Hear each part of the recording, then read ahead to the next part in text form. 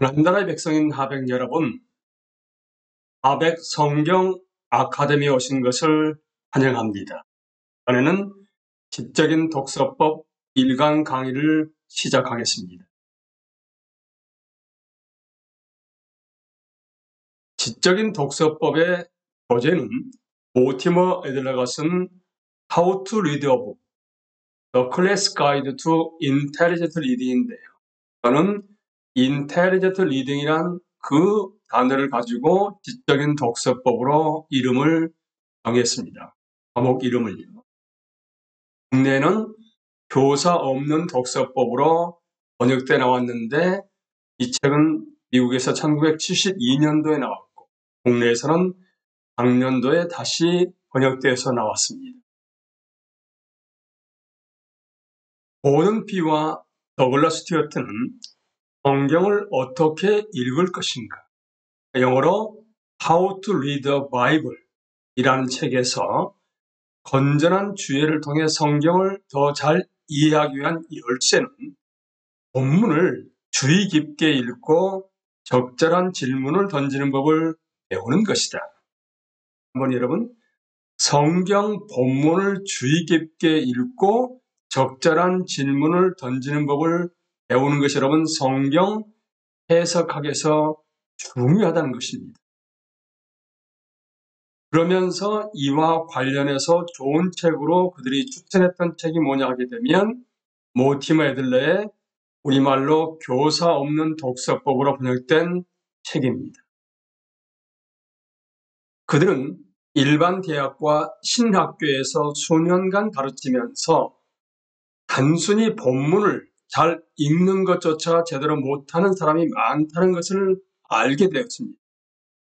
성경을 지적으로 읽고 연구하는 것은 본문을 주의 깊게 읽는 것이며 거기에는 본문에 대해 적절한 질문을 던지는 것이 포함된다. 그러니까 무조건 읽는 것이 아니라 지적으로 읽고 연구하는 것은 성경 본문을 주의 깊게 읽는 것이라고 합니다. 그리고 거기에는 반드시 따라가는 것이 뭐냐 하게 되면 본문에 대해 적절한 질문을 던지는 것이 포함된다는 것입니다.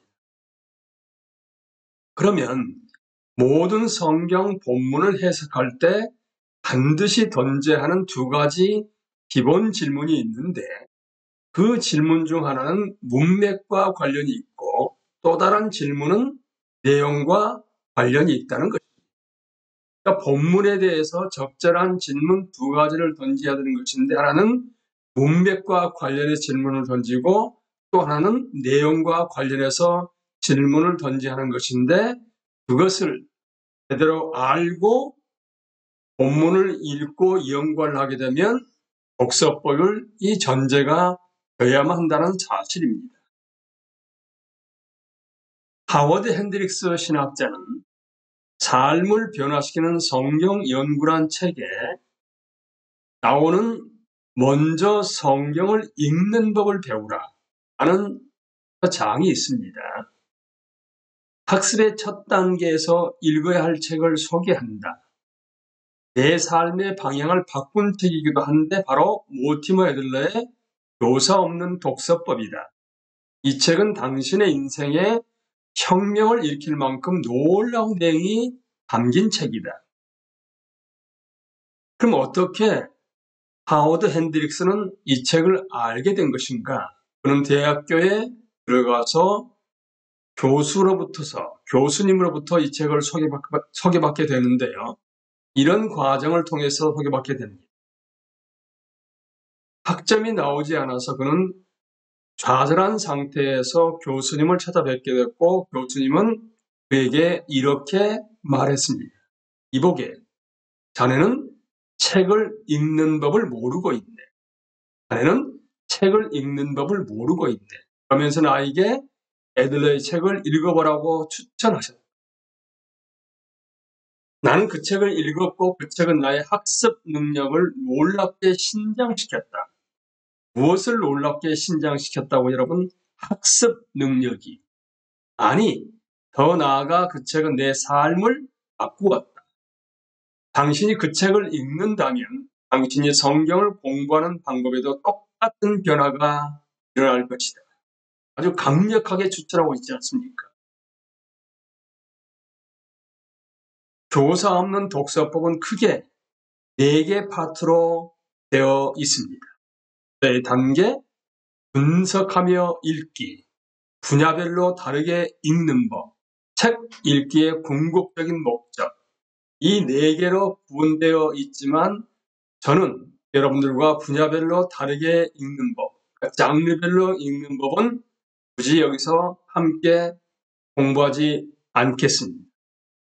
독서의 단계, 분석하며 읽기, 책 읽기의 궁극적인 목적을 세분화해서 보시게 되면 독서의 단계에서는 1장부터 5장까지 있고요.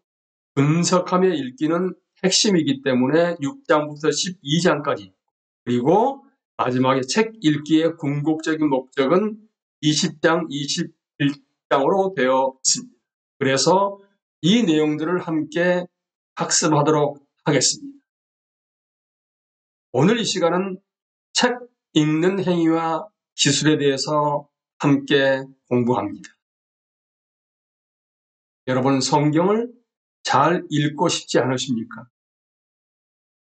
특히 성경을 읽으면서 성경 본문의 내용을 잘 이해하고 삶에 적용하겠다는 목적이 분명히 있으십니까? 그렇다면 성경에 관련된 많은 지식이 우리의 이해를 위한 필수적인 요건일까요? 그럴 수도 있겠죠. 하지만 그러면은요, 무엇인가를 이해하기 위해 그것에 대해 모든 것을 알 필요는 없다. 너무 많은 정보는 오히려 어떤 것을 이해하는 데 장애가 될 수 있다. 그 한 가지 이유는 대중 매체들이 우리가 생각을 하지 않아도 될 수 있도록 보완해 놓았기 때문이다. 그러니까 우리의 생각을 통해서 이해한 게 아니라 대중 매체를 통해서 우리는 생각 없이 받아들이게 되었다는 것을 말하고 있는 부분입니다. 오늘날 몇몇 최고 지성인들의 가장 활발한 계획 중 하나는 적인 관심이나 견해를 하나로 묶어놓은 일이다. 여러분들도 TV나 다른 매체나 SNS나 아니면 유튜브 등등을 통해서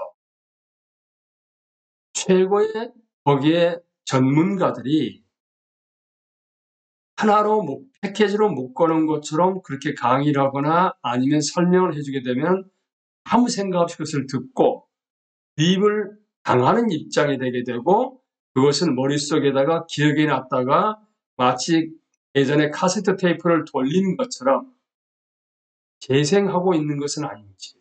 무슨 말인지 하게 되면 스스로 생각하는 능력을 상실하게끔 하고 있다는 현실에 대해서 이렇게 개탄하고 있는 것입니다.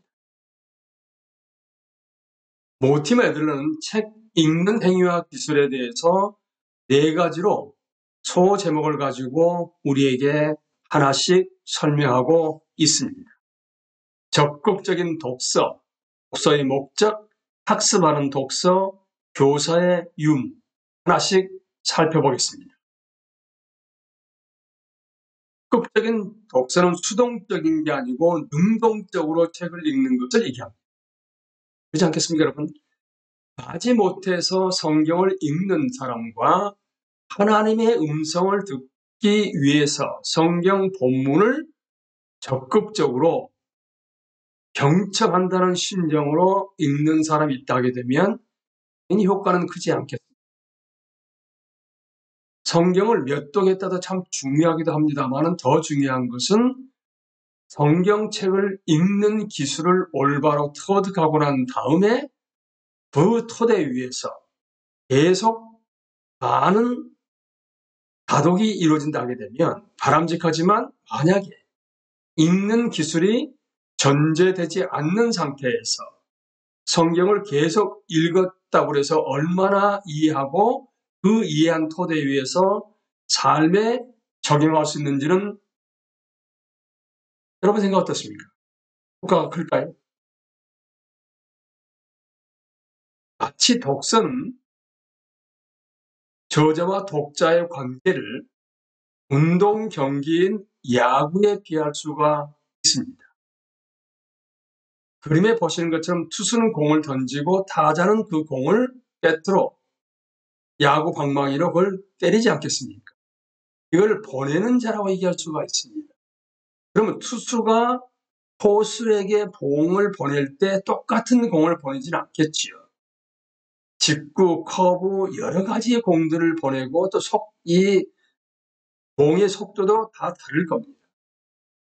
뿐만 아니라 타자가 때리는 공도 그 수비수는 정확하게 그 위치를 받고 잡아야 되겠죠.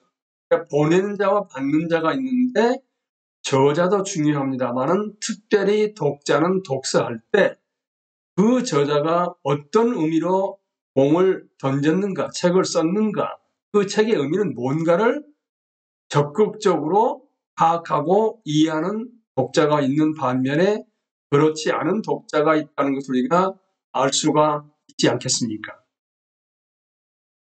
그러니까 성공적인 저자와 독자 간의 소통, 커뮤니케이션이 이루어지기 위해서는 상호 협동이 필요하게 됩니다.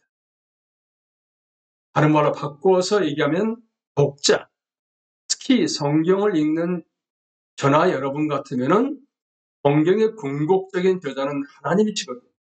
하나님이 인간 저자를 통해서 쓰셨기 때문에 하나님께서 우리에게 무슨 말씀을 하시는가를 제대로 깨달아 알고 싶다는 그런 갈망이 전제되어 있을 때 성령께서 도와주시게 되고 또한 우리의 모든 지적인 역량을 통통 동원해서 협동이 이루어지게 됨을 말미암아 그 본문을 깨달아 알고 이해할 수가 있는 것입니다. 블레이즈 파스칼은 이런 말을 했습니다. 지나치게 빨리 읽거나 느리게 읽으면 아무것도 이해하지 못한다. 중요한 것은 책을 읽는 것은 이해라는 것을 목표로 해서 읽는 것인데 빨리 읽거나 지나치게 너무 느리게 읽게 되면 아무것도 이해하지 못하기 때문에 들어가는 에너지에 비해서 얻는 게 별로 없다는 것을 말하고 있습니다. 그럼 이런 질문이 나오겠지요. 어떻게 읽으면 책을 제대로 읽는 것인가? 어떻게 성경 본문을 읽는 것이 제대로 읽는 것일까요? 또한 책의 종류에 따라 여러분 성경에는 종류가 책이 어떻게 구분되는 줄 아십니까? 역사서가 있는 반면에 어떤 부분은 또 시편이 있습니다. 잠언이 있습니다. 예언서가 있습니다. 복음서가 있습니다. 서신서가 있습니다. 묵시서가 있습니다. 계시록이 있습니다. 종류가 다양하지요. 똑같이 읽을 수가 없습니다. 똑같은 속도로 읽을 수도 없는 것이고요. 그런데 여러분은 지금까지 살아오시면서 그렇게 책을 읽는 방법, 그러니까 독서법이나 독서의 기술에 대해서 들어본 적이 있으십니까? 뿐만 아니라 배우신 적이 있으세요?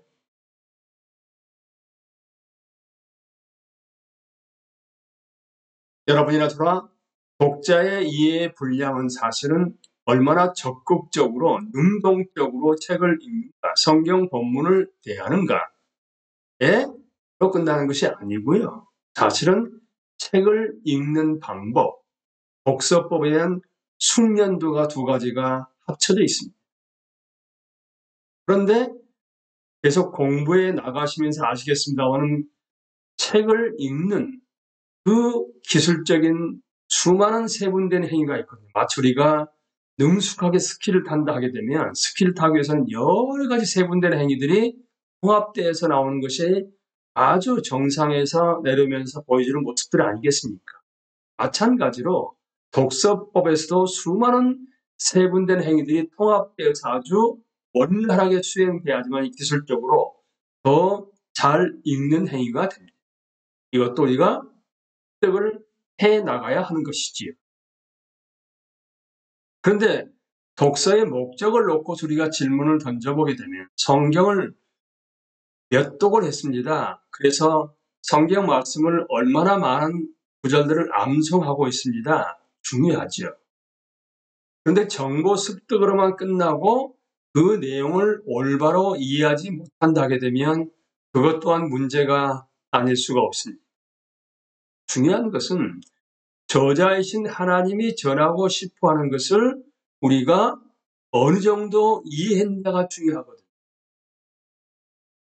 그러니까 책의 내용을 처음부터 마지막까지 깊이 완전하게 이해했을 경우에 비로소 저자와 독자는 어떤 한 틀 안에 있는 두 마음이 되는 것입니다.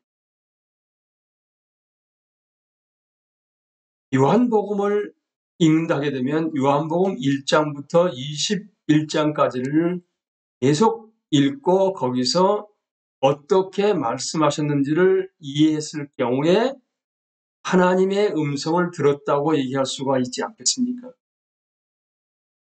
그런데 여러분, 구약 성경은 언제 책이 쓰여진 줄 아십니까? 기원 전, 예수님 오시기 전에 무려 16세기, 15세기, 그러니까 1400년 전, 1500년 전, 1600년 전부터 기록되기 시작해서 사실은 예수님 오신 뒤에 신약 같으면은 1세기에 기록되어 있기 때문에 우리나라 역사를 본다게 되면 고조선 시대입니다. 구약은. 또 고조선 초기 시대입니다. 그리고 신약은 삼국시대가 고구려 신라 백제가 태동되는 시기가라면 1세기입니다. 아주 오래된 책이죠. 그리고 처음에 기록됐던 구약 성경은 히브리어하고 그 다음에 아람어가 들어가 있습니다.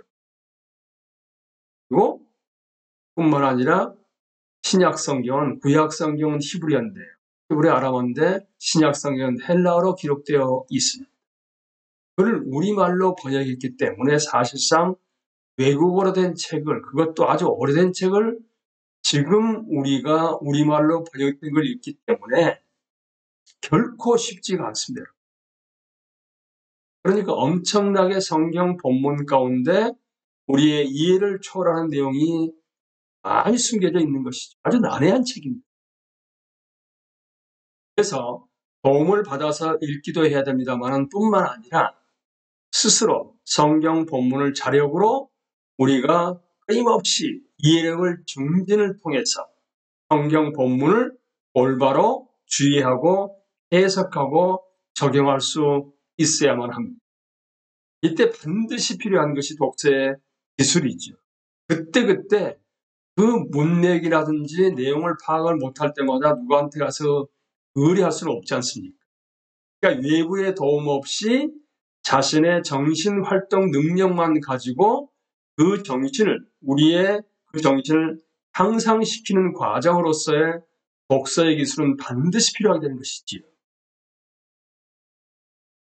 그래서 몽테뉴는 이런 얘기를 남겼습니다. 지식을 얻지 못하는 아무것도 모르는 수준의 무지한 자가 있다는 것입니다. 그러겠죠. 문맹자들인 경우. 하지만 지식을 얻고 난 다음에도 수많은 책을 읽어서 박사 수준 정도가 됐다는 그렇게 말할지 모르지만 사실상 무지한 사람이 있다는 것입니다. 그러니까 문맹해서 무지한 사람도 있기도 하지만 책을 읽고서도 무지한 사람이 있다는 것인데 그 이유가 뭐냐 하게 되면 많은 책을 잘못 읽은 결과로서 그렇게 지식을 얻었다고 얘기했을지 모르지만 박사 수준이라고도 할지 모르지만 무지한 자라 이겁니다. 그걸 알렉산더 포프는 뭐라고 얘기하냐 하게 되면 많은 책을 무식하게 읽은 멍청이들이라고 얘기했죠. 그러니까 책을 닥치는 대로 읽는 것과 잘 읽지 못하는 것은 거의 비슷합니다. 무조건 책을 읽는 게 아니지 않겠습니까? 잘 읽을 수 있어야 합니다. 특히 성경은 더 그렇지요. 우리 스스로가 가지고 있는 기술이나 능력으로 한 번에 완전히 이해하는 독서를 지금 독서법에서 말하고 있는 것은 아닙니다. 흥미주라든지 어떤 정보를 습득하기 위한 그런 차원에서의 독서는 학습하는 독서가 아니고요. 어떤 성경 본문을 처음 읽었는데 이해가 되질 않거든요. 다시 읽어보려고 예를 쓰면서 여러 가지 노력을 경주해 가면서 차근차근 깨달아갔을 경우에 학습하는 독서라고 얘기하는 것이고, 지금 우리가 지적인 독서법을 공부하는 이유이기도 합니다. 그러니까 배우면은 여러 가지 종류, 크게 두 가지 종류가 있을 수 있게 되는데요.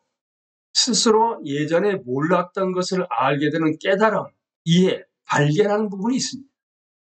아, 성경 본문의 이 말씀의 의미는 이거였구나. 그러고 난 다음에 그것을 다른 분들한테 설명할 수가 있습니다.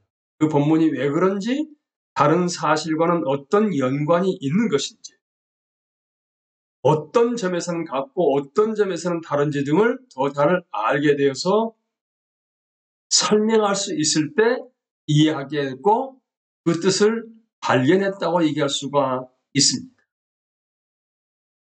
독서의 기술은 그렇다 하게 되면 우리가 다른 사람의 도움을 받아서 깨닫는 부분도 있겠습니다만은, 독서는 사실상 도움을 받지 않는 깨달음이라고 얘기할 수가 있습니다. 그리고 우리가 혼자서 깨달아갈 때는 거기에 동원되는 기술들이 몇 가지가 있지 않겠습니까? 예리한 관찰력이라든지 뿐만 아니라 쉽게 활용할 수 있는 기억력, 특히 단어 같으면 단어의 의미를 명확히 알아야 하지 않겠습니까? 뿐만 아니라 그 본문이 당시에 쓰여졌던 역사적 배경이나 아니면 문학적 배경, 그리고 문화적 배경 등등에 관련해서는 풍부한 상상력도 필요합니다. 그리고 올라서 분석과 깊은 성찰을 위한 지적 훈련이 반드시 전제가 되어야만 합니다. 그래서 우리의 생각, 사고, 영어로 thinking이죠.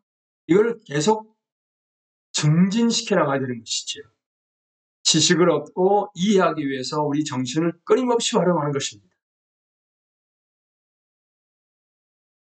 그리고 지금 우리가 살아가는 시대는 여러분, 평생 학습의 시대인데 그것도 옆에 교사가 있지 않은 상태에서 우리는 끊임없이, 특히 그리스도인들, 예수 그리스도의 제자를 하게 되면 끊임없이 예수님으로부터 배워야 하고 성경 본문 말씀을 끊임없이 평생 학습을 해야만 합니다. 죽을 때까지죠. 적적인 학습이 필요하지. 그리고 성경 본문 내용에서 질문이 있으면 스스로 생각하고 여러 가지 다른 자료들을 동원해서 분석할 수 있어야만 하는 것입니다. 그러면서 댓글로부터서 해답을 얻고 본문을 올바로 이해한 상태에서 삶에 적용하고 또한 다른 사람들에게도 그 내용을 공유할 수가 있지 않겠습니까? 그러니까 계속 배우고 깨달아 가려면 책을 통해, 특히 성경 말씀을 계속 읽고서 우리가 예수 그리스도의 제자로서 학습할 수 있는, 배울 수 있는 법을 알아야만 합니다. 이것이 바로 지적인 독서법의 목적입니다. 정리해보죠, 여러분. 여러분, 성경 본문을 읽으실 때 결코 수동적으로 읽지는 않으시겠죠. 하지만 적극적인 독서를 하게 되면 능동적인 부분과 함께 거기에 책을 읽을 수 있는 숙련도가, 기술의 숙련도가 있으면 얼마나 더 효과가 크겠습니까? 근데 그렇게 하게 되면 독서의 목적이 분명해야 됩니다. 성경을 읽고 암송하는 것도 중요합니다만은 저자가 그 성경 본문, 하나님이신 저자께서 성경 본문을 통해서 우리로 하여금 어떠한 삶을 살아가기를 원하는 것인가를 알기 위해서는 성경 본문의 내용을 올바로 이해하는 것이 먼저입니다. 성경은 인간을 통해서 하나님이 쓰신 책이기 때문에 우리가 그 내용을 온전히 깨달아 알기 위해서는 얼마나 많은 노력이 경주되어야 하는지 모릅니다. 뿐만 아니라 우리는 평생 예수 그리스도의 제자로서 성경 본문을 공부하고 학습해 나가야 합니다.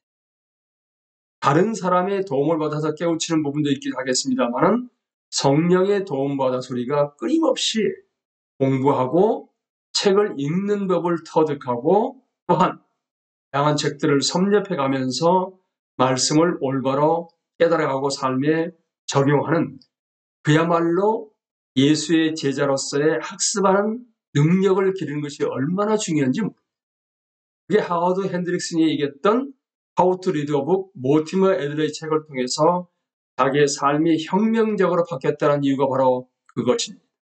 뿐만 아니라 이제는 우리가 평생 학습의 시대에 살고 있고, 또한 우리가 평생 동안 성경을 학습하고 깨달아 알고 적용하는 예수 그리스도의 제자를 하게 되면 성령 하나님의 도우심을 받아서 우리가 스스로 깨우쳐 나갈 수 있는, 다른 사람의 도움을 받지 말라는 얘기는 아니겠습니다만은 스스로 말씀을 읽고 본문의 의미를 깨닫고 그것을 삶에 적용할 수 있는 예수 그리스도의 제자로서의 삶을 살아가는 것이 바람직하지 않겠습니까? 그래서 예수의 제자들과 우리가 성경 아카데미의 목적과 목표인데요. 그 목적과 목표로 가기 위한 첫 번째가 바로 책을 읽는 법, 그것도 지적인 복습법을 공부하는 이유이기도 합니다. 여러분이나 저나 예수 그리스도의 제자로서 성경 말씀을 올바로 이해하는 법을 배우고 끊임없이 정진하게 됨으로 말미암아 예수 그리스도를 닮아가는 제자로서의 삶을 살아갈 수 있게 되기를 예수 그리스도의 이름으로 기도합니다. 감사합니다.